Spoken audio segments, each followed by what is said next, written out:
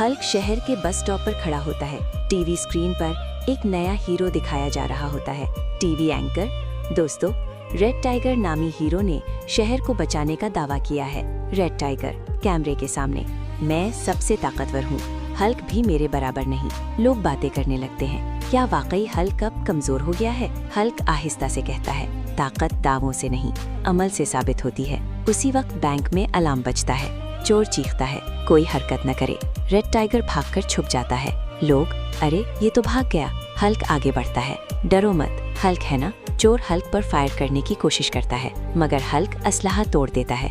एक ही झटके में सब चोर पकड़े जाते हैं। रेड टाइगर शर्मिंदा होकर आता है, मुझे माफ कर दो, मैं सिर्फ मशहूर होना चाहता था। हल्क, हीरो वो नहीं जो टीवी पर आए, हीरो वो है जो मुश्किल वक्त में खड़ा हो। लोग तालियां बजाते हैं। हल्क हमारा असली हीरो है। हल्क की तरफ कैमरा जूम होता है। अगर तुम सच और हिम्मत के साथ हो तो लाइक